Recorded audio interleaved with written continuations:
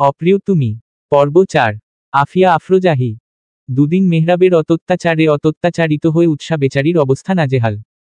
1 মিনিটের জন্য মেহরাবকে রেখে কোথাও নড়ার সুযোগও পাচ্ছিল না।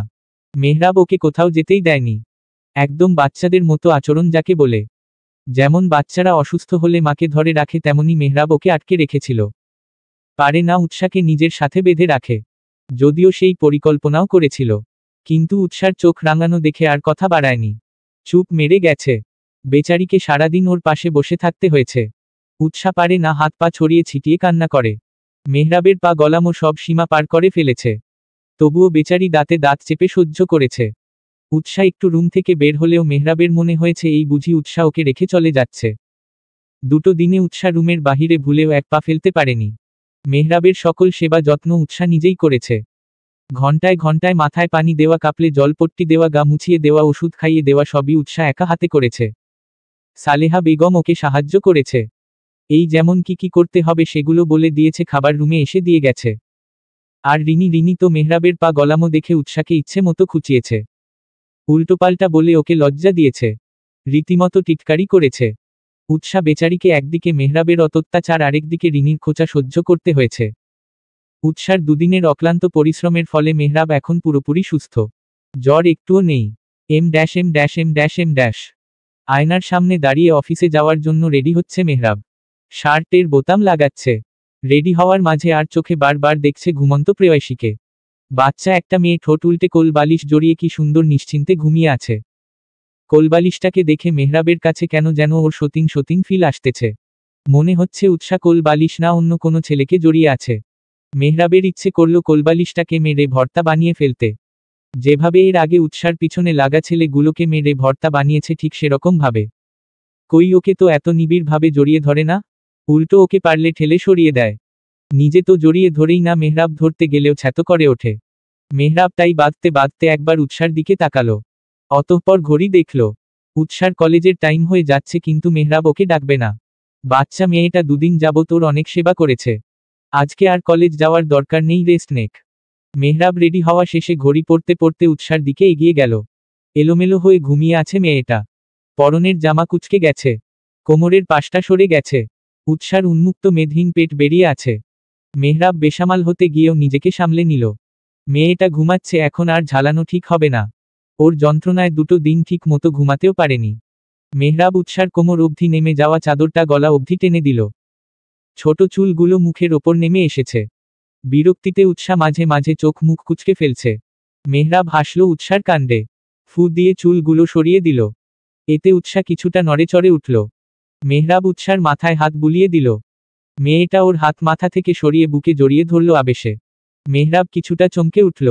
মুহূর্তের ব্যবধানে উৎসা আবারও গভীর ঘুমে তলিয়ে গেল। মেহরাব সতর্ক সহিত হাতখানা ছাড়িয়ে নিল। অতঃপর ঝুঁকে উৎসার কপালে চুমু এঁকে দিয়ে ব্লেজার হাতে নিয়ে বেরিয়ে পড়ল। যাওয়ার আগে একবার তার মিষ্টি বউটাকে দেখতে ভুলল না। এম। উৎসার ঘুম ভাঙল 10টা নাগাদ। আড়মোড়া ভেঙ্গে উঠে বসল। আশেপাশে তাকিয়ে মেহরাবকে না পেয়ে অবাক হল। মানুষটা গেল কোথায়? সুস্থ হতে না হতেই আবার কোথায় হাওয়া হলো? ওয়াশরুমের দিকে তাকালো। না, সেখানে কেউ নেই। উঠে ব্যালকনিতে উকি ঝুঁকি দিল, সেখানেও নেই। উৎসার ভ্রু কুঁচকে এলো। এত সকাল সকাল মেহরাব কোথায় গেল? চোখ পড়ল ঘড়ির দিলে। উৎসার মাথায় হাত, ঘড়িতে 10টা বেজে 7 মিনিট। এত বেলা হয়ে গেল, ওকে কেউ ডাকলো না, আজকেও কলেজ মিস গেল। উৎসা ফ্রেশ হয়ে নিচে নামলো। দেখল রিনি টেবিল গুছাচ্ছে। এগিয়ে গেল ওর কাছে।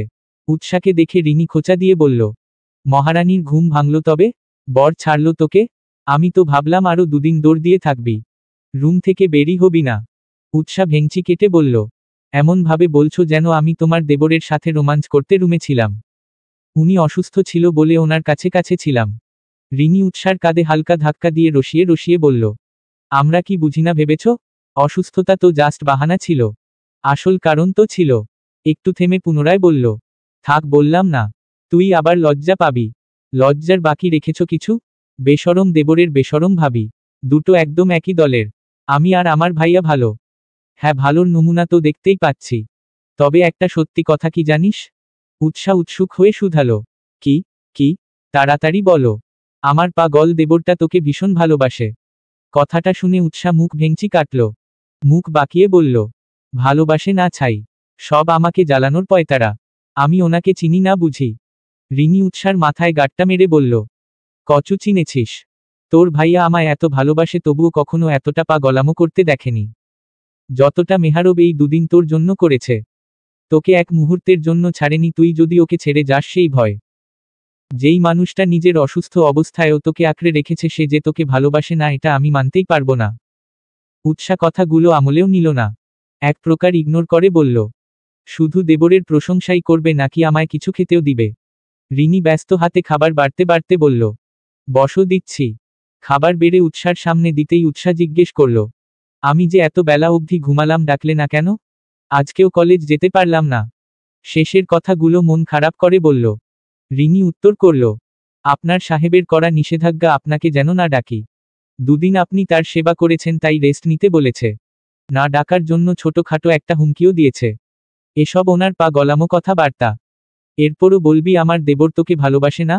উৎসা খেতে খেতে জবাব করল, আলবাত বলবো, 100 বার বলবো। রিনি ওর মাথায় চাপড় দিয়ে রান্নাঘরে চলে গেল। উৎসা খাওয়া শেষ করে রুমে এলো। রুমে ঢুকতেই কানে বাজলো ফোনটা রিংটোন। কেউ কল দিচ্ছে। উৎসা বিছানার পাশের টেবিলে অবহেলায় পড়ে থাকা ফোনটা তুলে নিল। ফোনের স্ক্রিনে জল জল করছে, মাই লাভিং হাজব্যান্ড। উৎসার ভ্রু কুঁচকে এলো। ও তো নাম্বার সেভ করেনি, তাহলে কে করল? মেহরাব? ভাবনার মাঝেই কলটা কেটে গেল। সেকেন্ডের ব্যবধানে পুনরায় নতুন উদ্যমে বেজে উঠল ফোন। উৎসা সাথে সাথে ফোনটা রিসিভ করল। ওপাশ থেকে ভেসে এলো শান্ত কণ্ঠস্বর, ঘুম ভেঙেছে মহারানী। মহারানী? মেহরাবের এরূপ সম্বোধনে উৎসার হৃদয় জুড়ে শীতলতা ছেয়ে গেল। মৃদু কণ্ঠে জবাব দিল, হ্যাঁ। অতঃপর খানিকক্ষণ দুজনের মাঝে নীরবতা। উৎসা এবার নিজেই জিজ্ঞেস করল, আপনি কোথায় গিয়েছেন? অফিসে? হ্যাঁ। উৎসা অভিমানী কণ্ঠে অভিযোগ করল, এই অসুস্থ শরীরে যাওয়ার কি খুব দরকার ছিল? আরও একটা দিন রেস্ট নিলে কি হতো? উৎসার অভিমানী কণ্ঠে মেহরাবের ঠোঁটের কোণে হাসি ফুটে উঠল। এতদিনে মেয়েটা তার সাথে মানিয়ে নিতে পারল, তবে দুষ্টুমির ছলে বলল, আমারও ইচ্ছে করছিল না বউয়ের আদর সেবা যত্ন ছেড়ে আসতে, কিন্তু কি করব বলো? বাবা আর ভাইয়া মিলে অফিস সামলাতে হিমশিম খাচ্ছে, তাই আসতেই হলো। খেয়েছেন? হ্যাঁ। তুমি? এই তো মাত্রই খেয়ে আসলাম। আপনি যাওয়ার সময় আমায় ডাকলেন না কেন? আজকেও ক্লাস মিস গেল। মেহরাব ধীর কণ্ঠে বলল, তোমার ঘুমন্ত মুখ, মায়াবী মুখখানা দেখে ডাকতে ইচ্ছে করল না, তাই ডাকিনি। এই দুদিন আমার সেবা করে ভালো মতো ঘুমাতে পারোনি, তাই আজকের দিনটা রেস্ট নেও। কালকে থেকে রেগুলার যেও। আরও টুকটাক কিছু কথা হলো দুজনের মাঝে। ইদানিং উৎসা আর মেহরাবের সম্পর্কটা অনেকটাই স্বাভাবিক হয়েছে। উৎসা ধীরে ধীরে নিজেকে মেহরাবের সাথে মানিয়ে নিচ্ছে। এম। শুক্রবার দিনটা সবারই ছুটি থাকে। সেই মতে উৎসাদের বাড়িতে চলছে জমজমাট আয়োজন। মেহরাবদের বাড়ির সবাই আসবে এই বাড়িতে। সবার আজকে দাওয়াত। হুট করে মেয়েটার বিয়ে হয়ে গেল। এরপর এদিক সেদিকে ব্যস্ততায় দুই পরিবারের সেভাবে দেখা সাক্ষাৎই হয়নি। দুই পরিবারের মিল ঘটাতে এই আয়োজন। উৎসা সকাল সকাল বাবা বাড়ি এসে উৎফুল্ল মেজাজে আছে। ওর মনে হচ্ছে কত বছর বাদে নিজের রুমটায় পা রাখল। কিন্তু বেশি দিন হয়নি ওই বাড়ি এসে গেছে। তবুও মনে হচ্ছে জনম জনমের দূরত্ব। বাড়িতে পা রেখেই আগে বাবার কাছে ছুটেছে। বাবা পাগল মেয়েকে পেয়ে উজ্জ্বল সাহেবও মেয়েকে বুকে জড়িয়ে নিয়েছেন। তার একমাত্র কলিজার টুকরো মেয়ে। ছেলেটার প্রতি তার এত ভালোবাসা নেই যতটা না মেয়ের প্রতি আছে। বরাবরই মেয়েকে আগলে রেখেছেন। ছেলে গোল্লায় যাক, কিন্তু মেয়ের গায়ে একটাও আঁচড় আসতে দেননি। উৎসা বাবার হাত ধরেই বাহিরে আসলো। সেই দৃশ্য দেখে মিজান সাহেব অভিমানী কণ্ঠে বলে উঠলেন, এখন বাবাকে পেয়ে আমায় ভুলে গেছিস তাই না মা? এই বাবাকে আর বাবা বাবা লাগে না? মিজান সাহেবের অভিমানী কণ্ঠে উৎসা হাসল। কাছে যেয়ে আরেক হাতে মিজান সাহেবের হাত জড়িয়ে বলল, ভুলবো কেন? এই বাড়িতে আমার এক বাবা, ওই বাড়িতে আরেক বাবা। দুটো বাবা আমার। তিন একসাথে হেসে দিল। উজ্জ্বল সাহেব মিজান বসলেন ড্রয়িং রুমের সোফায়। দুজনে বেয়াই কিছুক্ষণের ব্যবধানে মজে উঠলেন আড্ডায়। ওনাদের দেখে বোঝার উপায় নেই দুজনের এই প্রথম পরিচয়। এর আগে টুকটাক কথা হলেও সেভাবে আলাপ হয়নি। উৎসা গেল রান্না ঘরে মায়ের কাছে। তনা বেগম রান্না করছেন।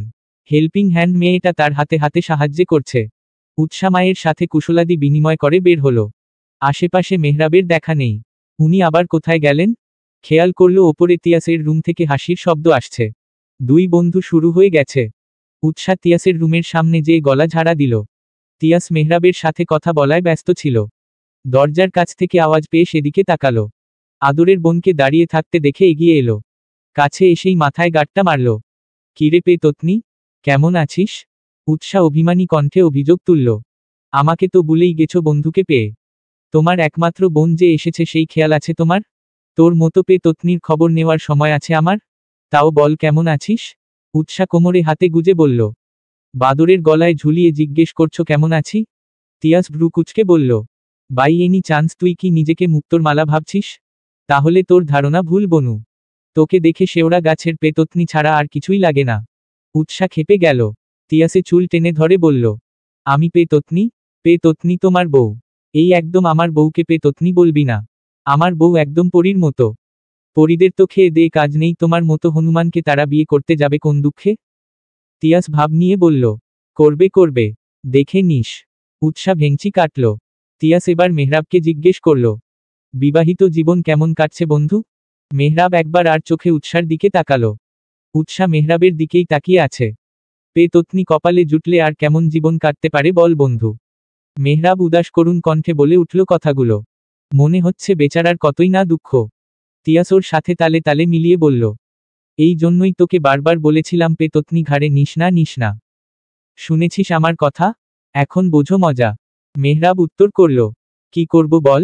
আমার তো আবার দয়ার শরীর কারো কষ্ট দেখতে পারি না। উৎসাহ রেগে মেগে তাকিয়ে আছে মেহরাবের দিকে। এর অর্থ হলো, আপনাকে একবার বাগে পাই তারপর দেখাচ্ছি মজা। রাগে নাকের পাটা ফুলে ফেপে উঠেছে। মেহরাব ভীতু চোখে তাকালো। বেশি বলে ফেলল না তো? উৎসাহ মুখ ঝামটা দিয়ে চলে গেল। উৎসাহ চলে যেতেই মেহরাব তড়ি ঘড়ি করে বলল। বন্ধু বেশি বলে ফেললাম নাকি? বউ আমার অমন মুখ ঝমটা দিল কেন? কি করবে এখন? তিয়াস গা ঝাড়া দিয়ে ঝরঝরে কণ্ঠে বলল। বেশি কিছু করবে না। তোকে সপ্তাহ খানেক বউ ছাড়া থাকতে হবে এই আর কি। আমি বনুকে চিনি তো, এর কম হবার না। বেশি হলে হতে পারে। মেহরাব করুণ দৃষ্টিতে চাইলে তিয়াসের পানে। তিয়াস সেসবে মোটেও পাত্তা দিল না, শীষ বাজাতে বাজাতে চলে গেল। পিছনে পড়ে রইল বেচারা মেহরাব। কেন যে বউ আর শালার ঝগড়ায় ঢুকতে গেল? নিজের গালে নিজেই থাপোপর বসাতে ইচ্ছে করছে এখন। এমনি নিষ্ঠুর একটা বউ পেয়েছে। মায়া দয়া নেই বললেই চলে। তার মধ্যে এমন করলে মেহরাব থাকবে কি করে?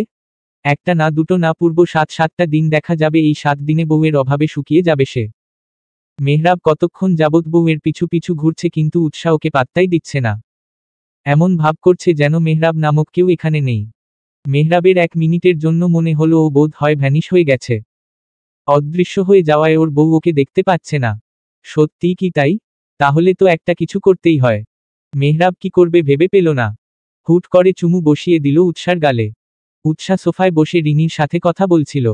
মেহরাবের কাণ্ডে রিনি শব্দ করে হেসে ফেলল। উৎসাহ রক্তিম চোখে তাকালো মেহরাবের পানে। বেচারা মেহরাব উৎসার চোখ রাঙানো দেখে ফিচলে হাসল। দাঁত কেলিয়ে বলল। আমি ভেবেছি আমি বোধ হয়ে অদৃশ্য হয়ে গেছি, তাই আর কি চেক করছিলাম। তোমরা গল্প করো, আমি গেলাম। উৎসার ভাবভঙ্গি একটু পরিবর্তন হলো না। একই ভঙ্গিতে চেয়ে রইল। মেহরাব ওর চাহনির মানে বুঝে মানে কেটে পড়ল। এমনিতেই বউ খেপে আছে, এখন বাড়াবাড়ি করলে আস্ত চিবিয়ে খাবে। মেহরাব প্রস্থান করার সাথে সাথে রিনির টিজ করা শুরু হয়ে গেল। আপু চুপ করবে তুমি? না হয় তোমার সাথেও কথা বলবো না। রিনি হেসে দিল। হাসতে হাসতে বলল। তুই কি আমায় ভোলা ভালা তোমার প্রেমে দিওয়ানা মেহরাব মির্জা পেয়েছো জানু? আমি তোর ওই হুমকি ধামকিতে ভয় পাই না। কথা না বলেল মাহির দিয়ে কথা বলাবো। উৎসাহ হাসল রিনির কথায়। এই তো কয়েকদিনের পরিচয় তাদের। কিন্তু রিনি মাঝে মাঝে এতটা অধিকার বোধ নিয়ে কথা বলে মনে হয় উৎসার আপন বোন ওকে শাসন করছে। আবার দুজন ঝগড়া করেছিস? রিনি কথাটা শেষ করতে পারল না, তার আগেই উৎসাহ তেতে উঠল। তেতে উঠে বলল। তোমার কি আমাকে ঝগড়ুটে মনে হয়? আমি খালি ঝগড়া করি? আর তোমার দেবর দুধে ধোয়া তুলসী পাতা? আরে তুই ভুল বুঝছিস আমায়। আমি সেটা মিন করিনি। কি হয়েছে বল? উৎসাহ ক্রুব্ধ হয়ে বলল। তোমার দেবর আমায় পেতনি বলেছে। আমি কি পেতনি? আমায় কোন এঙ্গেল দিয়ে পেতনি লাগে শুনি? তুমিই বলো আমায় দেখতে কি সত্যি পেতনির মতো লাগে? শেষের প্রশ্নগুলো ছিল একরাশ অভিমান মেশানো। রিনির মনে হলো এই বুঝি উৎসাহ কেঁদে দিবে। হলো তাই ঠোঁট উল্টে কান্না কান্না ভাব। রিনি উৎসাহকে কাছে টেনে নিল। আদর করে বলল। মন খারাপ করিস না বনু। মেহরাব হয়তো মজা করে বলেছে, জানিস তো ওর স্বভাব। উৎসাহ নাক টেনে বলল। এই জন্যই ভেবেছি তোমার দেবরকে 1 সপ্তাহ শাস্তি দিব। 1 সপ্তাহ ওনার সাথে কথা বলবো না। ভালো করেছি না বলো? 1 সপ্তাহ একটু বেশি হয়ে গেল না? হলে হবে। আমি ওনাকে শাস্তি না দিয়ে হার মানব না। উৎসাহ তার সিদ্ধান্তে অটল। কোনো মতেও মেহরাবকে ছাড় দিবে না। চুল পরিমাণ ছাড়ও না। M dash M dash M dash M dash. Tiyas বেচারা এতিমের মতো তানজিলার দিকে তাকিয়ে আছে। মেয়েটা নিষ্ঠুর মানবীর ন্যায় ওকে পাত্তাই দিচ্ছে না। কেমন নির্দয়ের মতো বান্ধবীর সাথে খোশ গল্প করছে, ওকে পাত্তাই দিচ্ছে না। এদিকে যে কেউ একজন তার দিকে চাতকের ন্যায় চেয়ে আছে, সে খেয়াল কি তার আছে? উহু, একটুও নেই। খেয়াল থাকলে নিশ্চয়ই একবার হলেও এদিকে তাকাতো। আশেপাশে সন্ধানী দৃষ্টিতে তার প্রেমিক পুরুষকে খুঁজে বেড়াতো। কিন্তু সে এগুলোর কিছুই করছে না। করবেই বা কেন? তার বজ্জাত বোনটার বজ্জাত মার্কা সাগরের তো সে। বোনটা তার বন্ধুকে জ্বালিয়ে মারছে আর বোনের বান্ধবী তাকে জ্বালিয়ে মারছে। খুব শীঘ্রই মেয়েটাকে খাঁচায় বন্দি করতে হবে, এভাবে ছেড়ে রাখা যাবে না। তিয়াস মনে মনে ফন্দি এঁটে বসল। বন্ধু তার বিয়ে করে সংসার করছে, তাহলে ওই বা পিছিয়ে থাকবে কেন? Em dash M dash M dash M dash. Mehrab পড়েছে মহা ফাসাদে। কেন যে বন্ধু নামক শত্রুটার সাথে তালে তাল মিলাতে গিয়েছিল, এখন সেই স্বাদ হাড়ে হাড়ে টের পাচ্ছে। মানুষ এই জন্যই বলে, শালা মানেই জ্বালা। সেই জ্বালাই এখন মেহরাবকে জ্বালিয়ে মারছে। যন্ত্রণায় মেহরাবের ইচ্ছে করছে হাত পা ছড়িয়ে ছিটিয়ে কান্না করতে, কিন্তু বেচারা সেটা পারছে না। উৎসা বসে আছে তানজিলা আর রিনির সাথে। একটু বাদেই ওরা চলে যাবে। তবে উৎসা মনে মনে ফন্দি এঁটে বসে আছে যে কোনো বাহানায়ও এখানে থেকে যাবে। যাবে না ও বাড়ি। ওকে পেতনি বলা? বিড়বিড় করে বলল মেহরাব মির্জা, আমি যদি আপনাকে পেতনি বলার মজা হাড়ে হাড়ে না বুঝাতে পারি, তাহলে আমার নামও উৎসা না। অবশেষে যাওয়ার সময় হয়েই এলো। উৎসা মিজান সাহেবের কাছে বায়না ধরল। আদুরে গলায় বলল, বাবা আমি কিছু দিন এ বাড়িতে থাকি। মিজান সাহেব একবার ছেলের দিকে তাকালেন। মেহরাব ইশারায় না বোঝাচ্ছে। উৎসা ঠোঁট উল্টে বলল, প্লিজ বাবা, থাকি না। মিজান সাহেব উৎসার কথা ফেলতে পারলেন না। উৎসার মাথায় হাত বুলিয়ে দিয়ে বলল, ঠিক আছে, তবে তাড়াতাড়ি ফিরে আসিস মা। তোকে ছাড়া যে আমার বাড়িটা ফাঁকা ফাঁকা লাগবে। উৎসা মিষ্টি হেসে বলল, হ্যাঁ, তাড়াতাড়িই চলে আসব। কি আর করার, মেহরাবকে একাই ফিরে আসতে হলো। রুমে ঢুকতেই বিষণ্ণতা জেঁকে বসল। রুমটা কেমন ফাঁকা ফাঁকা লাগছে। মেহরাব আশেপাশে তাকালো। না, সব কিছু তার নিজের জায়গায় আছে, তবে যেটা নেই সেটা হলো এই রুমের মালকিন, যার অস্তিত্ব পুরো রুম জুড়ে বিরাজ করে। বাড়ি ফিরে পিচ্ছি মেয়েটাকে চোখের সামনে না দেখলে মেহরাবের হৃদয় যেন এক ফোঁটাও শান্ত থাকে না। উন্মাদ হয়ে যায় মেহরাব। মেহরাব ভালো করেই বুঝে গেছে এখন উৎসার কাছে গেলে মেয়েটার রাগ কমবে, উল্টো বাড়বে। তাই না যাওয়াই ভালো। মেহরাবের চোখের সামনে ভেসে উঠল এই তো কয়েকদিন আগের ঘটনা। ও অসুস্থ থাকা অবস্থায় উৎসার আকুলতা। মেহরাব ঠোঁট এলিয়ে হাসল। রুমে টিকতে না পেরে বাইকের চাবি নিয়ে বেরিয়ে পড়ল। অনেক দিন হলো বাইক নিয়ে বের হওয়া হয় না। আজ বন্ধুদের সাথে ইচ্ছে মতো আড্ডা দিবে। যেই ভাবা সেই কাজ। অপরদিকে উৎসা, সে তো নিজের মতো দিব্যি রয়েছে। তানজিলার সাথে আড্ডা দিয়ে চলেছে। দুজন বান্ধবী হেসে কুটি কুটি হচ্ছে। পারছে না একে অপরের গায়ে ঢলে পড়তে। হাসি যেন দুজনের মুখে ধরছেই না। M dash M dash M dash M dash M dash. দিনের আলো ফুরিয়ে রাতের আধারে গ্রাস করেছে পৃথিবীকে। উৎসা উদাস মনে ব্যালকনিতে বসে আছে। ওর মনটাও বেশি ভালো না। ভেবেছিল মেহরাবকে শাস্তি দিয়ে খিলখিল করে হাসবে, কিন্তু এখন ভালো লাগছে না। মেহরাবের ভাবনা ওকে চারপাশ থেকে ঘিরে ধরছে। উৎসা মাথা থেকে সেসব ঝেড়ে ফেলার চেষ্টা করল, কিন্তু পারল আর কই?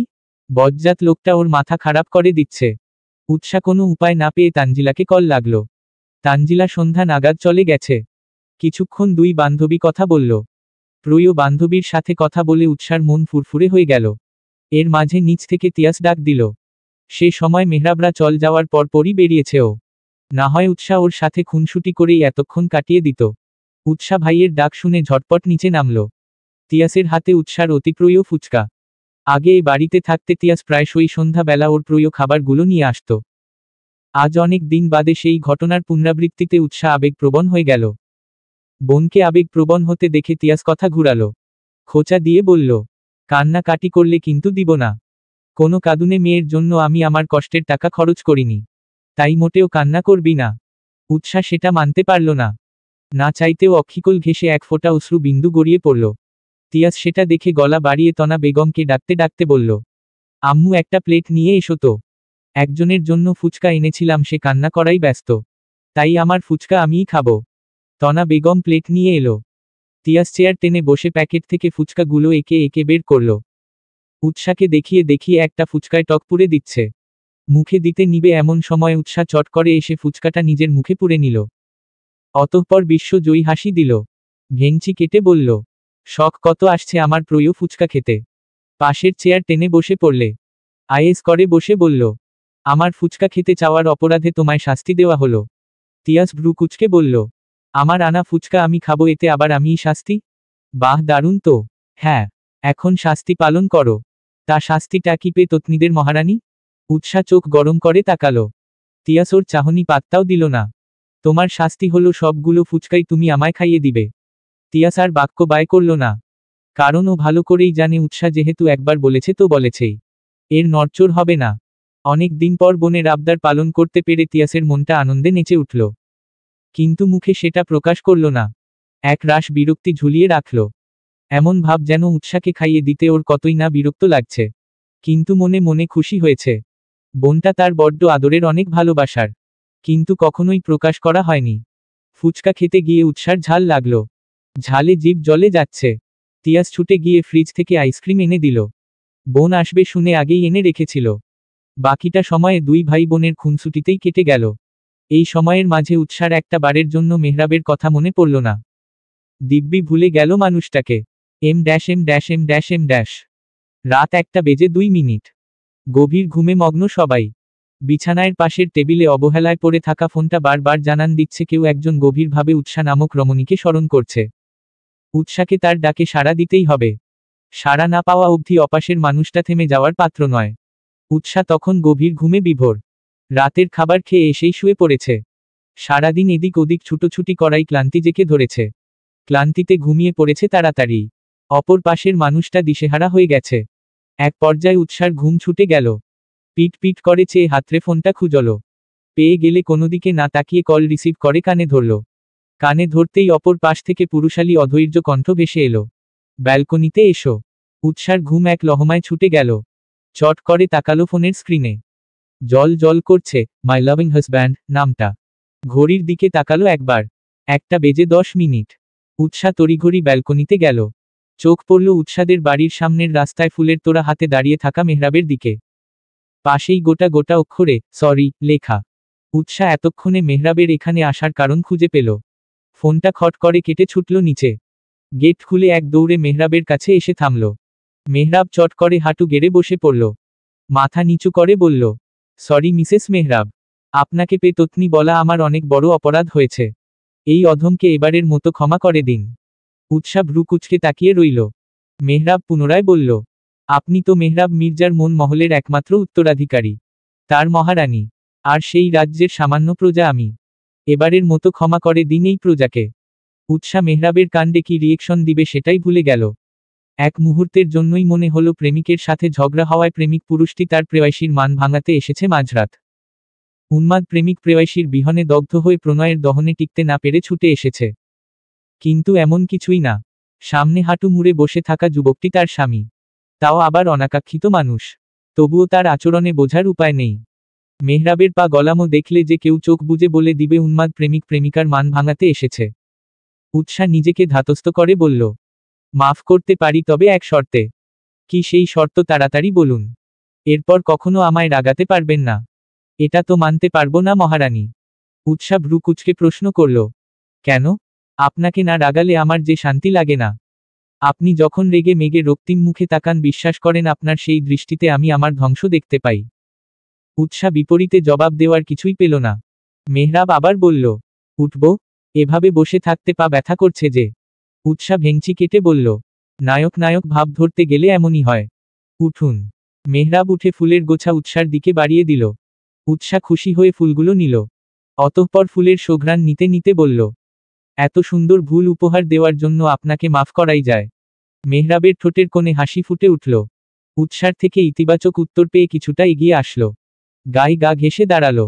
কিছুটা ঝুঁকে ফিসফিস করে বলল, এভাবে সামনে এসো না বউ, নিজেকে কন্ট্রোল করা টাফ হয়ে যায়। You are looking so hot. মেহরাবের এরূপ মন্তব্যে উৎসা একবার নিজের দিকে তাকালো। পরনে তিয়াসের টি শার্ট আর ট্রাউজার, গায়ে ওড়নার বালাই নেই। উৎসার ইচ্ছে করল লজ্জায় মাটির সাথে মিশে যেতে। তাড়াহুড়োয় ওড়না আনার কথা বেমালুম ভুলে বসেছে। উৎসা জোরেই বলল, অসভ্য লুইচ্চা বেডা। মেহরাব ঠোঁট কামড়ে হাসল। উৎসা এক ছুটে বাড়ির ভিতরে ঢুকে গেল। এম। পরন্ত বিকেলে সূর্য হেলে পড়ছে পশ্চিম দিকে। উৎসা তানজিলা দুজন এলাকায় হাঁটতে বের হয়েছে। কতগুলো দিন হয়ে গেল পরিচিত অলি গলিতে ঘুরে বেড়ানো হয় না। আগে প্রায় দিনই উৎসাহ আর তানজিলা হাঁটতে বের হতো। পুরো এলাকায় চক্কর দিয়ে আসতো। উৎসাহ বক করে চলেছে, তানজিলা মন দিয়ে শুনছে। হুট করেই দুজনের সামনে এক পুরুষ অবয়ব দেখা দিল। উৎসাহ হাঁটতে গিয়ে থেমে গেল। ওপরে তাকিয়ে কিছুক্ষণের জন্য থমকে গেল। সামনের মানুষটাকে এক মুহূর্তের জন্য আশা করেনি। মুখ থেকে অস্ফুট স্বরে বেরিয়ে এলো, আপনি? মেহরাব একটা সাইকো উৎসাহ। ও সাধারণ মানুষদের মতো না। ওর মাঝে সাইকো আচরণ আছে। ও কাউকে খুন করতেও দ্বিধা বোধ করে না। ও একটা খুনি। আমার কথা বিশ্বাস করে তুমি? উৎসাহ অবাকিত নয়নে চেয়ে আছে সামনে দাঁড়ানো রিয়াদের পানে। রিয়াদের কথার মানে ও বুঝতেই পারছে না। কি বলছে ও এসব? লোকটার মাথা ঠিক আছে তো নাকি ঘোরের মাঝে উল্টোপাল্টা বকে যাচ্ছে? রিয়াদের কথা বার্তা সবই উৎসার মাথার ওপর দিয়ে যাচ্ছে।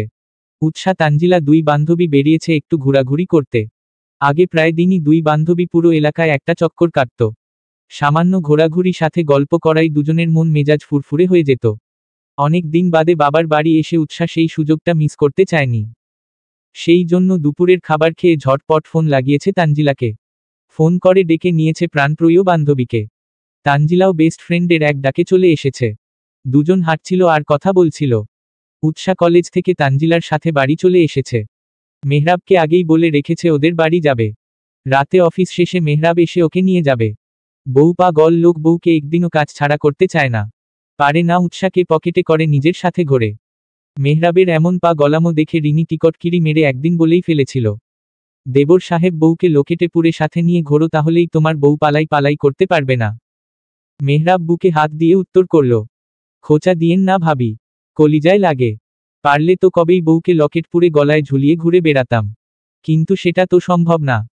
বেচারার কথা শুনে মনে হচ্ছিল ওর কতই না কষ্ট। উৎসাহ দুই ভাবি দেবর এর কথা শুনে লজ্জায় লাল নীল হচ্ছিল।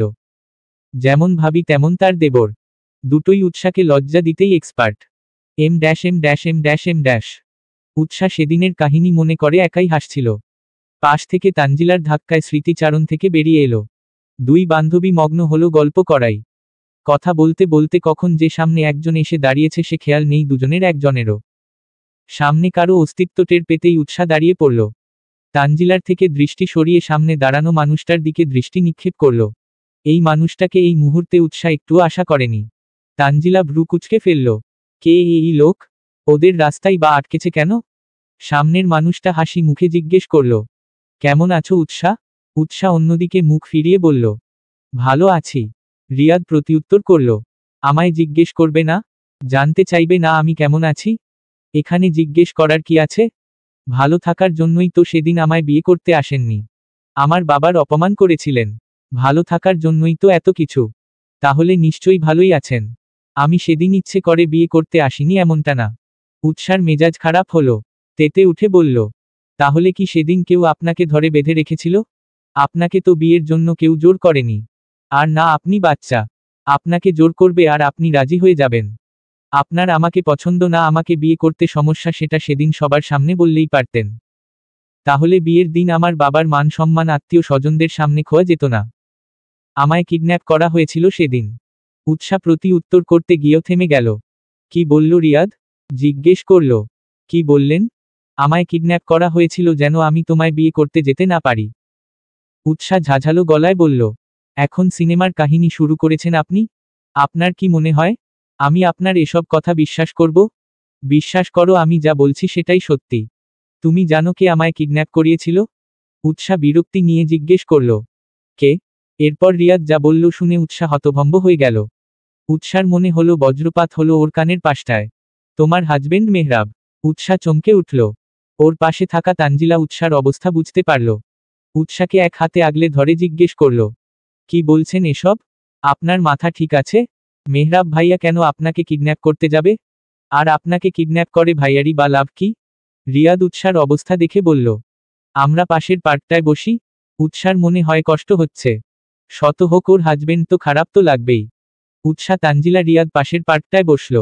উৎসাহ বলল, আপনি যেগুলো বলছেন ভেবে চিনতে বলছেন তো? আপনার কথা যদি একটাও ভুল হয় আমি আপনাকে জেলে দিব বলে দিলাম। রিয়াদ উৎসাহকে আশ্বস্ত করে বলল, আমি যেগুলো বলছি সব সত্যি বলছি। তানজিলা উৎসুক হয়ে বলল, ঘটনা খুলে বলুন তো। রিয়াদ বলা শুরু করল, উৎসার সাথে আমার আগদের ডেট ঠিক হওয়ার দিন রাতে আমার কাছে একটা হুমকি বার্তা এলো। বার্তাটা এমন, আমি যেন উৎসাকে বিয়ে করতে অমত পোষণ করি। আর যদি সেটা না করি তাহলে আমার নাকি ভালো হবে না। আমি সেটা পাত্তা দেইনি। ভেবেছি হয়তো আমার বন্ধুদের মাঝে কেউ মজা করছে। কারণ ওদের আমি বলেছিলাম বাবা তার বন্ধুর মেয়ের সাথে আমার আকদ ঠিক করেছে। সেই জন্য মাথা ঘামাইনি।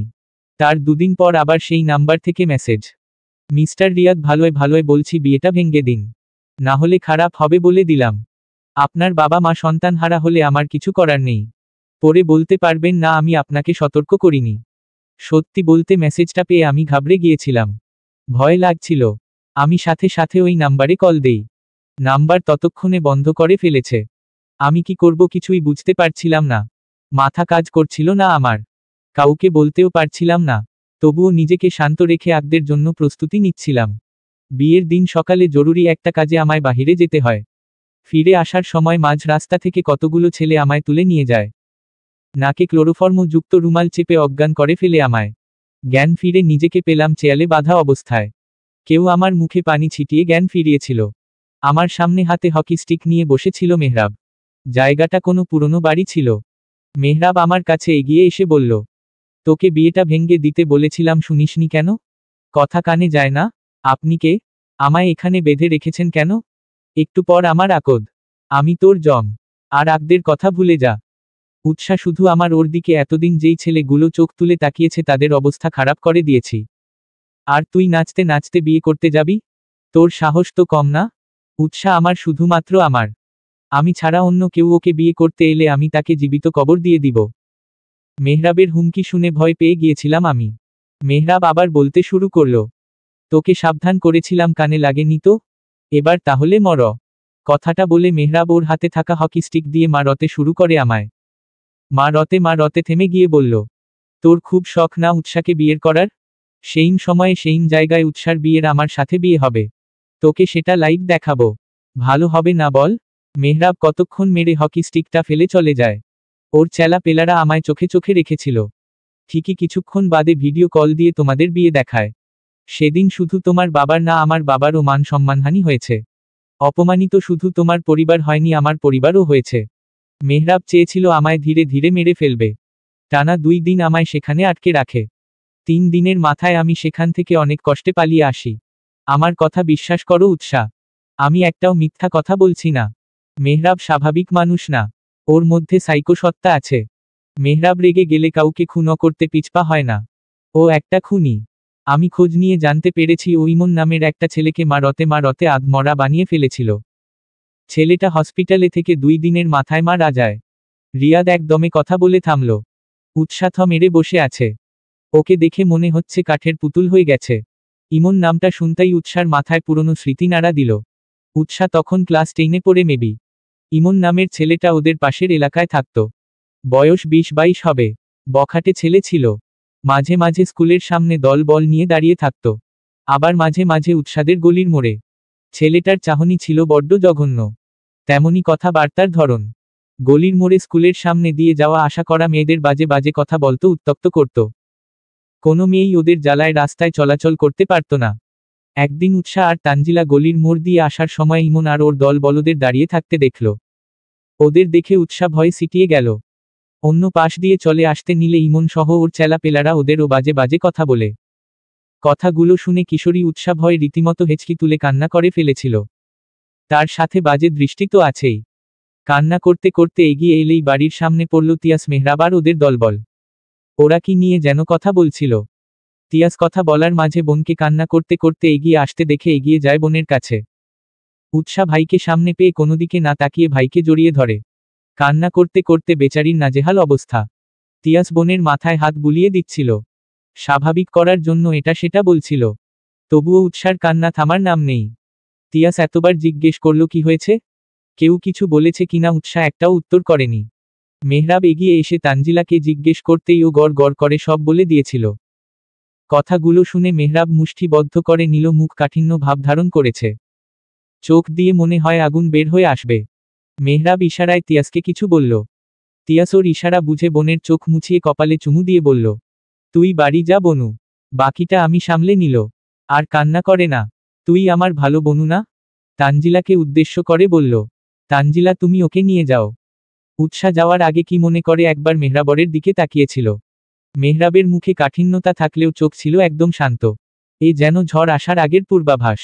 মেহরাবের চাহনি উৎসার অন্তরাত্মা পর্যন্ত কাঁপিয়ে দিয়েছিল। উৎসাহ মেহরাবের সেই চাহনি কোনোদিনও ভুলতে পারবে না। সেদিনের পর ইমন আর ওর দলকে আর কোথাও দেখা যায়নি। হুট করে একদিনের মাঝে সবাই কেমন উধাও হয়ে গিয়েছিল। উৎসাহ অবাক হয়েছিল সেই ঘটনায়। ভেবেছে তিয়াস হয়তো কিছু বলেছে ওদের। উৎসাহ ভাবনা থেকে বেরিয়ে এলো। ফট করে উঠে দাঁড়িয়ে বলল, আমি ও বাড়ি যাচ্ছি, তুই আম্মুকে বলে দিস। গড় গড় করে কথাগুলো বলেই সামনের দিকে হাঁটা দিল।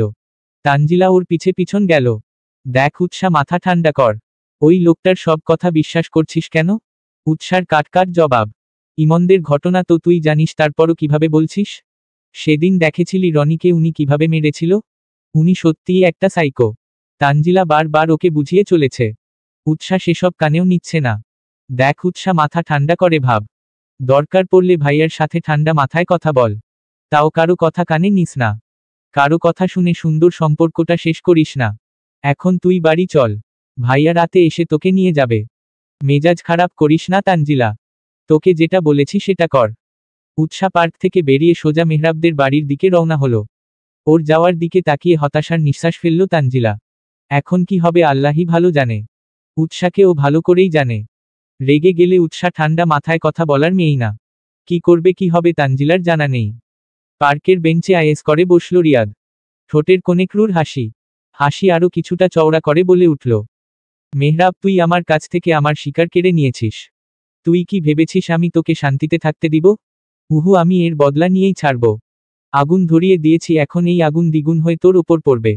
তুই ধ্বংস হবি খুবই শীঘ্রই। তোকে আমি শান্তিতে সংসার করতে দিব না। রাতের আকাশে এক জটলা কালো মেঘ দল বেঁধে ঘুরে বেড়াচ্ছে। কালো মেঘেদের আনাগোনায় চন্দ্র ততক্ষণে নিজেকে আড়াল করে ফেলেছে। কালো আধার সাথে কৃষ্ণবর্ণ মেঘেদের ভিড়ে চন্দ্র হারিয়েছে নিজের উজ্জ্বলতা, নিজের স্থায়িত্ব। চন্দ্রের কিরণও আজ সকল আধারকে কাটিয়ে উঠতে পারছে না। সকল শত্রু যখন একজোট হয়ে বাসা বাঁধে তখন প্রতিপক্ষের কিছুই করার থাকে না। নিরুপায়ের মতো চেয়ে দেখা ছাড়া। সত্যিই কি কিছু করার থাকে না? নাকি চাইলেই সকল বাধা বিপত্তি পেরিয়ে আসা যায়?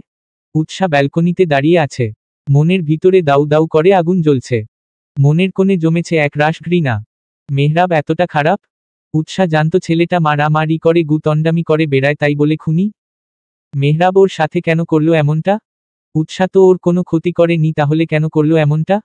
এতগুলো মানুষের সামনে ওর বাবার মান সম্মান কেন ধুলায় মেশালো? কেনই বা এত বড় নাটক সাজালো? এর পিছনের কারণ কি? উৎসার জানা মতে এমন কোনো কারণ নেই যার জন্য মেহরাব এমন ঘটনা ঘটাতে পারে। নিজেই রিয়াদকে কিডন্যাপ করে নিজেই হিরো সেজে উৎসাকে বিয়ে করছে। উৎসার প্রতি এত দয়া তাকে কে দেখাতে বলছে? উৎসার মাথায় ঘুরপাক খাচ্ছে ইমন নামের ছেলেটার কথা। মেহরাব কিভাবে পারল একটা মানুষকে প্রাণে মেরে ফেলতে? ওর কি একটাবারের জন্য বুক কাঁপেনি? কোনো মায়ের বুক খালি করতে বিবেকে বাঁধেনি? কতটা নৃশংস ভয়ঙ্কর মানুষটা ভেবেই উৎসার গায়ে কাটা দিয়ে উঠল। কখনো তো উৎসার ওকে দেখে এমনটা মনে হয়নি। শেষমেশ কিনা একটা খুনি জুটল উৎসার কপালে। এত খারাপ কি ওর সাথেই হওয়ার ছিল? উৎসাহ তো কখনো কারো ক্ষতি করেনি, তাহলে ওর সাথে কেন এমন হলো? বেচারির মাথায় জেকে বসেছে এক রাশ প্রশ্নের ঝুলি। উৎসার ভাবনার মাঝে ঘরে প্রবেশ করল কেউ। উৎসাহ সেদিকে পাত্তাও দিল না। ও ভালো করেই জানে মেহরাব এসেছে। এ ছাড়া অন্য কেউ এত রাতে রুমে আসবে না। উৎসাহ গম্ভীর হল। কাঠিন্য মুড়িয়ে নিল নিজেকে। আজকে মেহরাবকে ওর সকল প্রশ্নের উত্তর দিতে হবে। কেন ও এমনটা করল? কি ক্ষতি করেছে উৎসাহ ওর? কেন ওর জীবনটা নিয়ে এমন ছিনিমিনি খেলল? কোনই বা তার হিরোগিরি দেখানো? মেহরাব ক্লান্ত পায়ে রুমে ঢুকেই আশেপাশে উৎসাকে খুঁজল। রুমে না পেয়ে ওয়াশরুমে খুঁজল, তাও না পেয়ে ডাকা শুরু করল। বউ, ও বউ, কোথায় তুমি? এদিকে এসো। উৎসাহ শুনেও জবাব দিল না। মেহরাব ডেকেও উৎসার জবাব না পেয়ে হাতে থাকা কোট বিছানায় ছুঁড়ে ফেলে দিল। শার্টের বোতাম খুলতে খুলতে এগিয়ে গেল ব্যালকনিতে। উৎসাকে দাঁড়িয়ে থাকতে দেখে প্রশ্ন ছুড়ল, তুমি এখানে?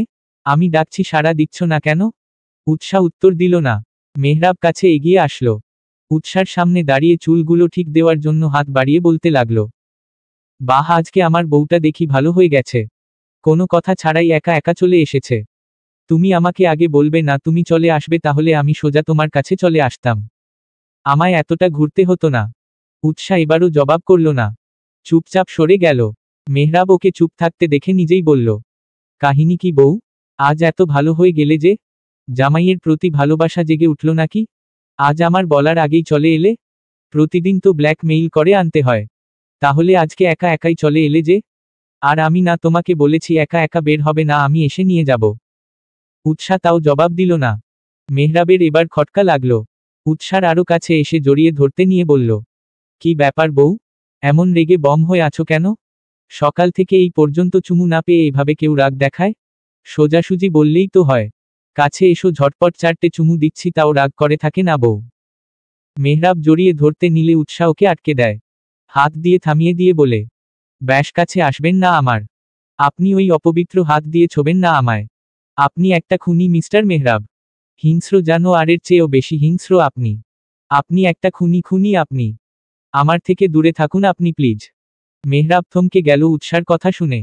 ও রীতিমতো অবাক হয়েছে। টাস্কি খেয়ে বেচারা ধপ করে বসে পড়ল পাশে রাখা চেয়ারে। উৎসা এসব কি বলছে? ও আবার কাকে খুন করল? কি বললে? আমি খুনি? কাকে খুন করেছি আমি? উৎসা হা হা করে হেসে ফেলল। হাততালি দিয়ে হাসতে হাসতে বলল, বাহ মিস্টার মেহরাব মির্জা, আপনি তো ভালোই অ্যাক্টিং করতে পারেন, প্রফেশনাল অ্যাক্টর নাকি? হেয়ালি করো না উৎসা, আগে বলো আমি কাকে খুন করেছি? উৎসা ঝাঝালো কণ্ঠে বলল, কেন ভুলে গেলেন ইমন নামের ছেলেটার কথা? মেহরাব উৎসার কথার মানে বুঝতে না পেরে বলল, কোন ইমন?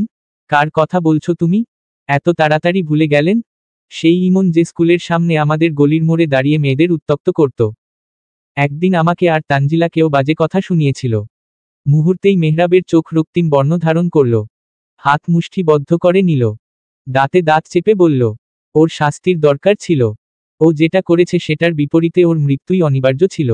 ওর মতো কিটদের বেঁচে থাকার অধিকার নেই।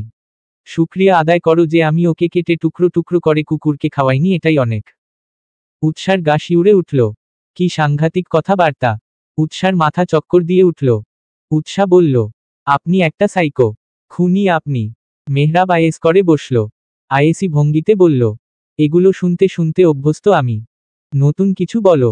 আপনি চিটার বাটপার। মুখোশধারী অভিনেতা আপনি। কি নিদারুণ অভিনয় ক্ষমতা আপনার। মেহরাব হাই তুলতে তুলতে বলল, কারণ বলো। অযথা মাথা খাটিয়ে ভাবতে পারবো না আমি। উৎসা তেতে উঠল। এত কিছু করেও তার কি সুন্দর আয়েসি ভঙ্গি। খাপ ছাড়া ভাব। উৎসার গা পিত্তি জ্বলে উঠল। মেহরাবের কাছে এসে একটানে দাঁড় করিয়ে শার্টের কলার ধরে ঝাঁকিয়ে বলা শুরু করল, কেন আপনি আমার সাথে এমনটা করলেন? বিয়ের দিন রিয়াদকে কিডন্যাপ করে আমার বাবার মান সম্মান ধুলোয় মিশালেন। অতঃপর নিজেই হিরো সেজে এসে আমায় বিয়ে করলেন। এসব করে নিজেকে হিরো প্রমাণ করতে চাইছেন আপনি? এসব করে কি লাভ আপনার? কেন আপনি আমার সাজানো গোছানো জীবনটাকে এভাবে এলোমেলো করে দিলেন কেন? দয়া দেখাতে চেয়েছিলেন আমার ওপর? কেন এগুলো করেছেন আপনি? মেহরাব দাঁতে দাঁত চেপে বলল, স্বামীর কলারে হাত দিতে হয় না জানো না? এতটা অভদ্র হলে থেকে? আর রইল ওই রিয়াদের কথা, এগুলো কি ও নিজের মুখে তোমায় বলেছে? হ্যাঁ। মেহরাব দাঁতে দাঁত চেপে বিড়বিড় করে বলল, শালার যে পাখা গজিয়েছে সেটা আগেই খেয়াল রাখা উচিত ছিল। তাহলে এত দূর আসতো না বিষয়টা। শালাকে টাইট দিতে হবে। মুখে বলল, তুমি ওর কথা বিশ্বাস করে নিলে? যেই ছেলেটা বিয়ের দিন না এসে তোমায় অপমান করলো তুমি তার কথা বিশ্বাস করে নিজের হাসবেন্ডের কাছে জবাব চাইছো? বিশ্বাস করেছি কি করিনি সেটা পরের বিষয়। আমি আপনার কাছে সত্যিটা জানতে চাই। একটা মানুষ এমনি এমনি তো কোনো কারণ ছাড়া এগুলো বলবে না, তাই না? আর যদি তিনি মিথ্যা বলে তাহলে আমি তাকে জেলের ভাত খাওয়াবো, আপনি শিওর থাকেন? এখন সত্যিটা বলুন। মেহরাব ঘাবড়ে গেল। উৎসা যে বিষয়টা এত সিরিয়াসলি নিবে কে জানতো? রিয়াদকে জেলের ভাত খাওয়াতে পারলে ওকে যে কি করবে সেটাই ভাবছে মেহরাব। একবার আর চোখে বউয়ের দিকে তাকালো। বউ রণমূর্তি রূপ ধারণ করে দাঁড়িয়ে আছে। এদিক থেকে ওদিক হলেই সোজা গর্দান যাবে। কি হলো, উত্তর দিচ্ছেন না কেন? উৎসা এবার ধমকে উঠল। মেয়েটার সাহস তো কম না, ওকে ধমকাচ্ছে। মেহরাব খাপ ছাড়া ভাব নিয়ে বলল, বিয়ের দিন যেটা দেখেছো সেটাই সত্যি। উৎসা গর্জে উঠল, মিথ্যা মিথ্যা কথা বলছেন আপনি। আমি যে মিথ্যা কথা বলছেন তার প্রমাণ কি? আর আমার কি খেয়ে দে কাজ নেই নাকি? আমি রিয়াদ নাকি যেন নাম ছেলেটার? আমি কেন ওকে কিডন্যাপ করতে যাব? উৎসা ফুঁসে উঠল। ব্যস্ত হাতে পাশে থাকা ফোনটা তুলে নিল। কিছু একটা খুঁজছে মেয়েটা। অবশেষে পেয়ে যেতই মেহরাবের চোখের সামনে ধরল। মেহরাব উৎসা চোখের সামনে ফোন ধরলে ভালো করে দেখল। এগুলো তারই পাঠানো হুমকি বার্তা। এরপরও বলবেন আপনি কিছু করেননি? আপনি সাধু পুরুষ? মেহরাব হাই তুলল। এমন ভাব করল যেন ও কিছু দেখেইনি। কপালে ভাঁজ ফেলে বলল, এই সামান্য মেসেজ কি প্রমাণ করে আমি রিয়াদকে কিডন্যাপ করেছি? কি হলো বলো? উৎসা ফের মেহরাবের কলার চেপে ধরে বলল, নাটক করবেন না মিস্টার মেহরাব। এগুলো যে আপনিই করেছেন সেটা আমি জানি। এখন ভং ধরে কোনো লাভ নেই। সত্যিটা বলুন। মেহরাব উৎসার হাত থেকে নিজের কলার ছুটাতে ছুটাতে বলল, দেখো উৎসা, তুমি যেগুলো করছো এগুলোকে অভদ্রতা বলে। কলার ছাড়ো আমার। হাজবেন্ডের কলার ধরা এগুলো কোন ধরনের অভদ্রতা? উৎসা এতক্ষণের সামলে রাখা রাগ আর কন্ট্রোল করতে পারল না। এতক্ষণ ভিতরে থাকা সকল রাগ বেরিয়ে আসতে চাইল। উৎসা নিজেকে সামলাতে ব্যর্থ হল। চেঁচিয়ে বলে উঠল, ফাইজলামো শুরু করেছেন আপনি আমার সাথে? আমার জীবনটা আপনার কাছে জোকস? মজা পেয়েছেন? আমি আপনার কোনো ক্ষতি করেছি? করিনি তো, তাই না? তাহলে কেন এমন করলেন আমার সাথে? আমি তো আপনাকে আমার জীবনে চাইনি। কেন জোর করে আমার জীবনে এলেন? কোনই বা তছনছ করে দিলেন সবকিছু? কি সমস্যা আপনার? মেহরাব এতক্ষণ শান্ত থাকতে চাইলেও এই মুহূর্তে সেটা আর সম্ভব হলো না। মেয়েটা সকল বাধ অতিক্রম করে ফেলেছে। ও বারবার নিজেকে সামলাতে চেয়েছে, ভেবেছে উৎসা যেন ভয় না পায় এমন আচরণ করবে না। কিন্তু সেটা আর সম্ভব হলো না। মেহরাব উৎসার বাহুর শক্ত করে চেপে ধরে বলল, আমার সবচেয়ে বড় সমস্যা তুমি। শুধু তুমি। উৎসা আওড়ালো, আমি? হ্যাঁ তুমি। তুমিই আস্ত সমস্যা। কে বলেছিল আমায় নিজের মায়ে ফেলতে? আমাকে উন্মাদনা বানাতে? আমি তো ভালোই নিজের জীবনে নিজের মতো ছিলাম। এক মুঠো বসন্ত নিয়ে কেন এসেছিলে আমার জীবনে? আমি তো তোমার কাছে যেচে যাইনি। ঝড়ের মতো আমার জীবনে প্রবেশ করে এলোমেলো করে দিয়েছিলে আমায়। আমার নিজের থেকে আমার আমিটাকে কেড়ে নিয়েছিলে তুমি। তোমার যন্ত্রণায় ঠিক মতো ঘুমাতে পারতাম না, খেতে পারতাম না, পড়ায় মন বসাতে পারতাম না। আমার সকল শান্তি এক নিমিষে কেড়ে নিয়েছিলে। কেন আমার কিশোর বয়সে আমায় ঘায়েল করেছিল? একটু আগে বললে আমি তোমার ক্ষতি করেছি। আদতে তো তুমি আমার ক্ষতি করেছ। আমার সব কিছু কেড়ে নিয়েছ। একটু একটু করে ধ্বংস করেছ আমায়। কই, আমি তো একবারও তোমার নামে অভিযোগ তুলিনি। আমার শান্তিতে বেঁচে থাকাটাই তুমি কেড়ে নিয়েছিলে। ভালোবাসার অনলে পুড়েছি বহুবার, তবুও তোমায় বলতে পারিনি। এই কষ্টের মানে বোঝো? তুমি কাউকে ভালোবাসো কিন্তু তাকে কিছু বলতে পারছো না, উল্টো অপর পাশের ব্যক্তি তোমায় ঘৃণা করে। কখনো ভেবে দেখছো অনুভূতিটা কেমন হয়? দম বন্ধ হয়ে আসে। তুমি বুঝবে না। মেহরাব থামল। উৎসা থমকে এক দৃষ্টিতে তাকিয়ে আছে মেহরাবের দিকে। মেহরাব পুনরায় বলা শুরু করল, হ্যাঁ আমি রিয়াদকে হুমকি দিয়েছি, বিয়ের দিন ওকে কিডন্যাপ করেছি, বেশ করেছি। এত বছর ভালোবাসেছি কি এমনি এমনি? নিজের ভালোবাসাকে অন্যের হাতে তুলে দেওয়ার মতো ছেলে আমি না। নিজের ভালোবাসাকে অন্যের হাতে তুলে দিয়ে দেবদাসের মতো পথে পথে ঘুরতে পারবো না আমি। আমি নিজের ভালোবাসাকে পাওয়ার জন্য শেষ পর্যন্ত যেতে পারি, এমনকি ছিনিয়েও নিতে পারি। এবং আমি সেটাই করেছি। এখন তুমি আমার, শুধুই আমার। আমার থেকে এক চুল পরিমাণ দূরে যেতে দিব না তোমায়। এতে যা কিছু হয়ে যাক। বুঝেছ তুমি? উৎসাহ হয়ে তাকিয়ে রইল মেহরাবের দিকে। ওর পিছনে এত কিছু হয়ে গেল আর ও জানতেই পারল না মেহরাব ওকে ভালোবাসে। আর যাই হোক, মেহরাব ওকে ভালোবাসতে পারে না। নিজের জেদের জন্য নিশ্চয়ই লোকটা মিথ্যা বলছে। উৎসা মেহরাবের হাত থেকে নিজেকে ছাড়াতে ছাড়াতে বলল, আপনার সাথে থাকা যায় না। আপনি একটা খুনি সাইকো। আমি কালই বাড়ি চলে যাব। মেহরাব আরও শক্ত করে চেপে ধরে বলল, বাড়ির বাহিরে এক পা দিলে ঢ্যাং ভেঙ্গে ফেলবো বলে দিলাম। এরপরও যদি তুমি বের হও তাহলে সম্পূর্ণ দায়ী তুমি থাকবে। আমার অবশ্য খোড়া বউ কোলে নিয়ে ঘুরতে সমস্যা নেই। উৎসা ব্যথা পাচ্ছে। মেহরাবের আঙ্গুল যেন ওর বাহুতে ডেবে গেছে। ছাড়ুন, লাগছে আমার। তোমার তো শরীরে লাগছে। আমার যে মনে লেগেছে সেই বেলায়। শরীরের ব্যথা তো একটা সময় চলে যাবে, কিন্তু মনের ব্যথা? তার কি হবে? উৎসা মেহরাবের চোখে চোখ রেখে প্রশ্ন ছুড়ল, এই আপনার ভালোবাসার নমুনা? মেহরাব সাথে সাথে উৎসাকে ছেড়ে দিল। গভীর চোখে তাকালো উৎসার চোখে। অন্যরকম কণ্ঠে বলল, মেহরাব মির্জার ভালোবাসা বোঝার ক্ষমতা তোমার নেই মেয়ে। তুমি তো ব্যস্ত তার ত্রুটি খুঁজতে। তার ভালোবাসা তুমি বুঝবে কি করে? গোধূলি বিকেলে আকাশে ক্লান্ত মেঘেদের খেলা চলছে। পেজো মেঘেদের দল পুরো আকাশ জুড়ে ঘুরে বেড়াচ্ছে। একটু পর পর দলে দলে পাখি উড়ে যাচ্ছে তাদের নীড়ে। আপন মানুষের অপেক্ষার অবসান ঘটাতে ফিরে যাচ্ছে আপন বাসায়। তবে মেহরাবের মাঝে সেই তারা নেই। ও এক মনে বিশাল আকাশের নিচে বসে রয়েছে। আস্তে করে গা এলিয়ে দিল মাঠের সবুজ ঘাসের ওপর। দুহাতের ওপর মাথা এলিয়ে বিশাল বিস্তৃত আকাশপানে দৃষ্টি ঠেকাল। যেন ক্লান্ত পথিক এক মুঠো স্বস্তির আশায় পথ চেয়ে বসে আছে। ছেলেটার মাঝে না আছে তারা, আর না আছে ভাবাবেগ। কেমন অনুভূতি শূন্য তার আখিদয়। কথায় আছে, প্রিয় মানুষটার থেকে অবহেলা পেতে পেতে মানুষ পাথর হয়ে যায়। তার মাঝে অনুভূতি নামক কিছুই আর অবশিষ্ট থাকে না। মেহরাবে হয়েছে সেই অবস্থা। ক্লান্তিতে শরীর ছেড়ে দিয়েছে। এখন আর কিছুই তাকে স্পর্শ করছে না। প্রেয়সীর বারবার তাকে ভুল বোঝা ছেড়ে যাওয়া আর মেনে নিতে পারছে না ছেলেটা। মেয়েটা কেন বোঝে না মেহরাব তাকে এতটা ভালোবাসে? মেহরাব কি করেনি ওর জন্য? এই এত পা গলামো উন্মাদনা বেয়ারা জীবনের সমাপ্তি ঘটিয়ে লাইফ নিয়ে সরিয়াস হয়েছে, তাও মেয়েটা রীতিমতো তাকে অবজ্ঞা করেই যাচ্ছে। মেহরাব চেয়েছে তাকে আঁকড়ে ধরে বাঁচতে, কিন্তু মেয়েটা একবারের জন্য ওকে বোঝনি আর না চেয়েছে বুঝতে।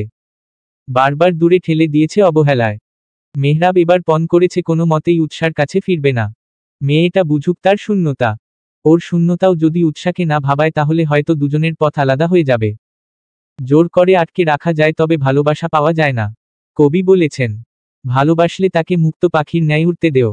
যদি সে ফিরে আসে তাহলে তোমার আর না আসলে। মেহরাবের বুকে মোচড় দিয়ে উঠল দম আটকে আসা অনুভূতি, কিন্তু ওর কিছুই করার নেই। উপরোক্ত বাক্যটির অর্থ মেহরাব হারে হারে বুঝতে পারছে। ও এতদিন জোর করে উৎসাকে নিজের কাছে রাখতে চেয়েছে, আঁকড়ে থাকতে চেয়েছে। তবে এখন আর না মেয়েটা নিজে থেকে না আসলে মেহরাব কখনোই তার কাছে ফিরবে না। আর না প্রেয়সীর প্রতি দুর্বল হবে। ভালোবেসেছে, ভালোবাসে এবং ভালোবেসে যাবে চিরকাল। তবে জোর করে নয়। মেহরাবের বুকে চিরে দীর্ঘশ্বাস বের হলো।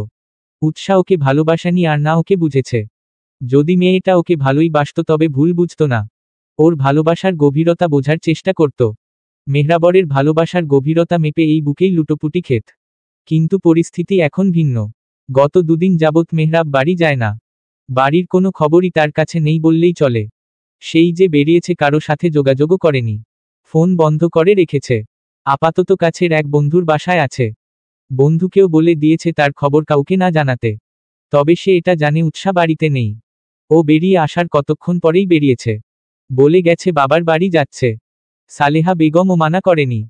মেহরাব বিস্তৃত আকাশপানে তাকিয়ে দীর্ঘশ্বাস ফেলে বলল, তুমি আমায় কখনোই ভালোবাসনি বউ, আর না বুঝেছ। অবহেলায় রেখেছ দূরে দূরে। কখনো দূরে সরে গেলে কেঁদেও কুল পাবে না। তখন মনে হবে এই পৃথিবীতে মেহরাব মির্জা নামক এক উন্মাদ ছিল যে তোমাকে একবুক ভালোবেসেছিল। আমার মতো ভালো তোমায় আর কেউ বাসতে পারবে না, কেউ না। দেখে নিও। বিগত দুদিনে ঠিক মতো খাওয়া দাওয়াও করেনি মেহরাব। জীবনটা হুট করে কেমন বদলে গেল। আধো আধো খুনসুটিময় জীবনটা বিষাদে রূপান্তরিত হলো এক নিমিষেই। মেহরাব তো উৎসাকে কখনোই জোর করেনি। চেয়েছিল মেয়েটা নিজে থেকে এগিয়ে আসুক, তাকে একটু হলেও ভালোবাসুক। কিন্তু সেটা হলো না, সেই অপ্রিয়ই রয়ে গেল। চির জীবন কি তবে তাকে অপ্রিয় হয়েই কাটাতে হবে? পাবে না প্রেয়সীর একটুখানি ভালোবাসা, প্রিয় হবার সুযোগ? মেহরাবের কাছে একটা প্রশ্নের উত্তরও নেই। বুকে চিরে কবেও হাহাকার আর দীর্ঘশ্বাস বেরিয়ে আসে। বিগত দুদিন ঘুমও হয়নি। হবে কি করে? শূন্য বুকে প্রেয়সীর হাহাকার তার রাতের ঘুম কেড়ে নিয়েছে। সারা রাত এপাশ ওপাশ করেও ঘুমাতে পারেনি। ক্লান্তিতে চোখ বুজে আসছে। মেহরাব ক্লান্তিতে চোখ বুজে ফেলল। তলিয়ে গেল ঘুমের দেশে। Em dash M dash M dash M dash.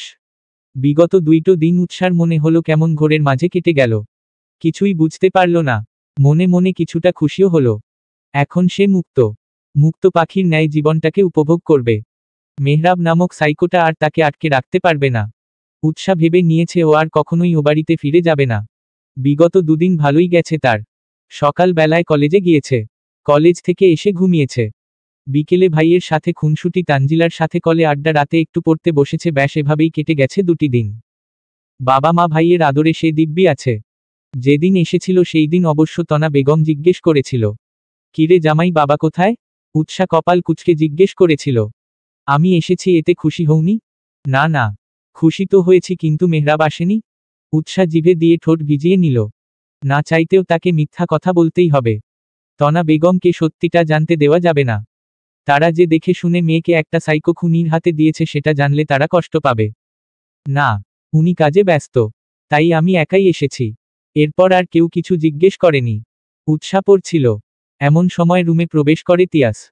উৎসার মাথায় গাঁটটা মেরে বলে, কিরে পে ততনি, কি করছিস? উৎসা মাথা ডলতে ডলতে এক প্রকার ঝাড়ি দিয়েই বলল, দেখছো না পড়ছি? কানা হয়ে গেলে নাকি? তুই নিজে থেকে পড়ছিস, তাও আমায় মানতে হবে? না মানলে নাই। কি বলতে এসেছো সেটা বলে বিদায় হও। তোর ঘরে আমি থাকতে আসিনি, জরুরি কাজেই এসেছি। মেহরাবের সাথে তোর কথা হয়েছে? উৎসা ঘাবড়ে গেল। ভাইকে এখন কি জবাব দিবে? বিগত 2 দিনে মেহরাব ওকে একবারও কল দেয়নি। আর নাও দিয়েছে। লোকটা কল দিলেও ধরবে না বলে পণ করে বসেছিল। এখন তিয়াসকে সেটা বলবে কি করে? আসলে কালকে রাতের পর ওনার সাথে আমার কথা হয়নি।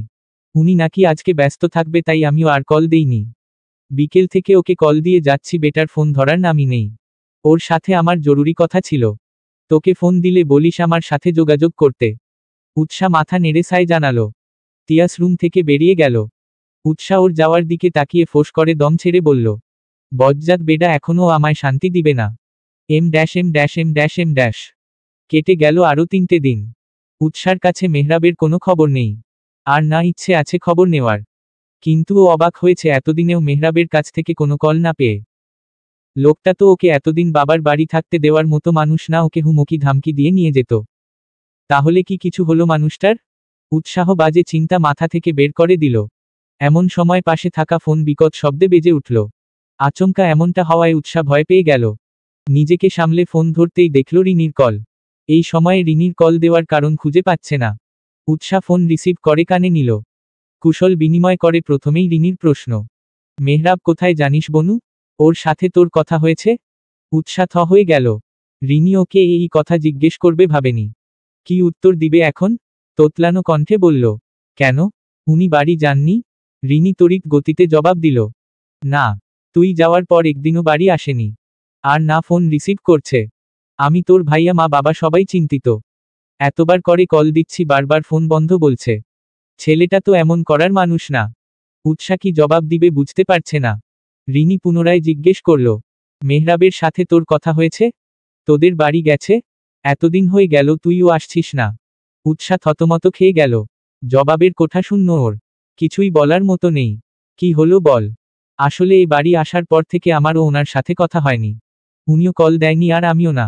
তোদের বাড়িও যায়নি? উৎসা মিন মিনে কণ্ঠে জবাব দিল, না। কি বলছিস? মাথা ঠিক আছে তোর? মেহরাব তো একটা দিনও তোকে ছেড়ে থাকতে পারে না। সেখানে 5 দিনে ও তোকে কলও দেয়নি, আর না তোদের বাড়ি গিয়েছে, কিভাবে সম্ভব এটা?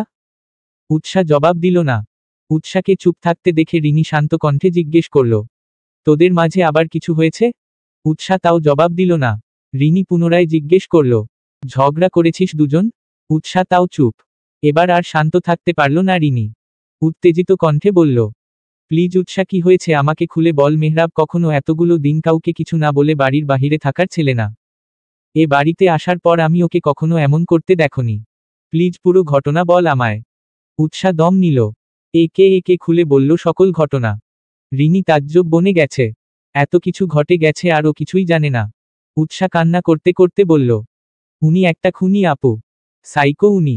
ওনার সাথে থাকা আমার পক্ষে সম্ভব না। ওনার জন্য আমি কোথাও যেও পারি না, ঠিক মতো বাবার বাড়িও থাকতে পারি না। ওনার টর্চারে অসহ্য হয়ে উঠেছি আমি। এটা অত্যাচার না উৎসা, এটা ভালোবাসা। উনি আমায় একটুও ভালোবাসে না। ভালোবাসলে এভাবে বন্দি করে রাখত না। একটা জলজ্যান্ত ছেলেকে মেরে ফেলেছে তোমার দেবর। উনি একটা খুনি। উৎসা, বোঝার চেষ্টা কর, সবার ভালোবাসার ধরন এক না। কেউ ছেড়ে গিয়ে ভালোবাসে, কেউ আঁকড়ে ধরে। মেহরাব তোকে আঁকড়ে ধরে রাখতে চেয়েছে। বেচারা প্রতিনিয়ত তোর ছেড়ে যাওয়ার ভয় তোকে ছাড়েনি। আর তুই কিনা ওকে ভুল বুঝলি। তুমিও তোমার দেবরের সাইড নিচ্ছ। তোমরা কেউ আমায় বুঝলে না। উনি আমায় কখনো ভালোই বাসেনি। শোন মেহরাব, যদি তোকে ভালোই না বাসতো তাহলে তোকে খারাপ কথা শোনানোর জন্য একটা ছেলেকে মেরেই ফেলতো না। তোকে কেউ কিছু বললেই তাকে আঘাত করতো না। তোকে সব সময় আগলে রাখতো না। আর না তোর বিয়ের দিন ওই কাণ্ড ঘটাতো না। তোকে আমি আগেই বলেছিলাম মেহরাব তোকে ভালোবাসে, ছেলেটা তোকে পাগলের মতো ভালোবাসে। সেই জন্যই তোকে হারানোর ভয় এত কাণ্ড ঘটিয়েছে। কিন্তু তুই বুঝলি না। আজ আমিও মেহরাবের মতো বলতে বাধ্য হলাম, তুই কখনো মেহরাবের ভালোবাসা বুঝিসনি। আর না ওকে বুঝতে চেষ্টা করেছিস। রিনি কল কেটে দিয়েছে। উৎসা ধপ করে বিছানায় বসে পড়ল। শেষমেশ রিনি ওকে এগুলো বলতে পারল। ও কি সত্যি মেহরাবকে বোঝেনি? ওর ভালোবাসা বোঝেনি? এর মাঝেই রুমে প্রবেশ করল তিয়াস। রুমে ঢুকেই সর্বপ্রথম কথা, মেহরাব কোথায় জানিস? ওর সাথে কথা হয়েছে তোর? উৎসা তেতে উঠল। ঝাড়ি মেরে বলল, তোমার বন্ধুর সব খবর নিয়ে কি আমি বসে থাকি? আমাকে জিজ্ঞেস করছো কেন? তিয়াস বোনের দিকে তাকালো। উৎসার হঠাৎ এভাবে রিয়েক্ট করার কারণও খুঁজে পাচ্ছে না। ভ্রু কুচকে জিজ্ঞেস করল, কি হয়েছে তোদের মাঝে? তুই বাড়ি এসে বসো আছিস, ওদিকে মেহরাবের খবর নেই। দুজন ঝগড়া করেছিস? উৎসা তেজি কণ্ঠে বলে উঠল, ঝগড়া? তোমার খুনি বন্ধুর সাথে একসাথে থাকা যায়? খুনি সাইকো একটা। তুমি ইচ্ছে ওরে বোনের সাথে নিজের বন্ধুর বিয়ে দিয়েছ, তাই না? একবারও বিবেকে বাঁধেনি? নিজের বোনের এত বড় ক্ষতি করতে? তিয়াস ঠাস করে চর বসিয়ে দিল উৎসার গালে। উৎসা থ হয়ে তাকিয়ে রইল নিজের ভাইয়ের দিকে। তিয়াস বলল, তুই কাকে খুনি বলছিস? মেহরাবকে? ওর মতো ছেলে আরেকটা খুঁজে দেখাতে পারবি? ঠিক আছে, মেনে নিলাম ও খুনি। বল কাকে খুন করেছে ও? উৎসা চুপ। তিয়াস ধমক দিল, বল। উৎসা মিনে গলায় বলল, ইমনকে। তুই জানিস ইমন সম্পর্কে? কতটুকু জানিস? জানিস কতটা জঘন্য ছেলে ছিল ও? মেহরাব ওকে মেরেছে, তোকে এটাকে বলল? রিয়াদ। তিয়াস হাত মুষ্টিবদ্ধ করে ফেলল। দাঁতে দাঁত চেপে বলল, ওই রাজাদার কথা বিশ্বাস করেছিস তুই? আরে ও নিজেই তো এক নাম্বারের খারাপ ছেলে। ইমন সেদিন তোদের বাজে কথা বলায় আমি মেহরাব আমাদের গ্রুপের ছেলেরা মিলে ইমনকে মারছিলাম। মেহরাব রাগের মাথায় বলেছিল ওকে খুন করে ফেলবে। যদিও ইমনের অবস্থা তখন বেশি ভালো ছিল না। ইমন আমাদের হাত থেকে পালাতে বড় রাস্তার দিকে দৌড় দেয়। সেখানেই একটা বাসের সাথে ওর ধাক্কা লাগে। পরে হসপিটালে ভর্তি করলে 2 দিন থেকে মারা যায়। মেহরাব ওকে মারেনি। উৎসা বিস্মিত স্তম্ভিত কিংকর্তব্যবিমূঢ় হয়ে তাকিয়ে রইল ভাইয়ের দিকে। কিছু বলার ভাষা হারিয়ে ফেলেছে ও। তাও নিজেকে সামলে কোনো মতে বলল, বিয়ের দিন উনি রিয়াদকে কিডন্যাপ। উৎসা পুরোটা বলার আগেই তিয়াস আটকে দিল। বলল, আমি জানি সেটা ঘটনা। রিয়াদ ভালো ছেলে না। সেই জন্য মেহরাব ওকে হুমকি দিয়েছিল তোকে বিয়ে করতে রাজি না হতে। যদিও প্রথমে আমরা কিছুই জানতাম না। বিয়ের আগের দিন রিয়াদের আসল রূপ সম্পর্কে অবগত হই আমরা। তখনই আমরা প্ল্যান করি ওকে কিডন্যাপ করার। মেহরাবের সকল প্ল্যানই আমি জানি। বেস্ট ফ্রেন্ড আমি ওর। এক রিয়াদ খারাপ, 2 বাবা আমাদের কথা বিশ্বাস করবে না। ভোর হলেই আত্মীয়রা চলে আসবে। আমাদের হাতে শক্ত কোনো প্রমাণও ছিল না, যেটা আমরা বাবাকে দেখাবো। তাই এটা ছাড়া আমাদের কাছে অন্য কোনো উপায় ছিল না। ভালোবাসে সেই জন্য ওর সাথে বিয়ের কথাটা আমিই তুলেছি। মেয়ের বিয়ে ভেঙ্গে যাওয়ায় বাবাও ভেঙ্গে পড়েছিল, এমনি হলে মেহরাবকে বাবা কিছুতেই মেনে নিত না। সব মিলিয়ে ভাই হিসেবে আমার মেহরাবকেই তোর জন্য বেস্ট মনে হয়েছে, তাই ওর সাথেই তোর বিয়ে দিয়েছি। উৎসা থমকে গেছে। ওর পিছনে এত কিছু হয়েছে আর ও সব কিছু সম্পর্কে জানেই না। তিয়াস দীর্ঘশ্বাস ফেলে বলল, মেহরাব ছেলেটা সত্যি তোকে অনেক ভালোবাসে। অনেক বেশিই ভালোবাসে। ভাই হিসেবে আমি তোকে বলছি, মেহরাবের চেয়ে ভালো কেউ তোর জন্য হতে পারে না। আর না হবে। তিয়াস বোনের মাথায় হাত বুলিয়ে দিল। যাওয়ার আগে বিড়বিড় করে বলল, ছেলেটা কোথায় আছে কে জানে, যেখানেই আছে সুস্থ আছে তো। চলবে।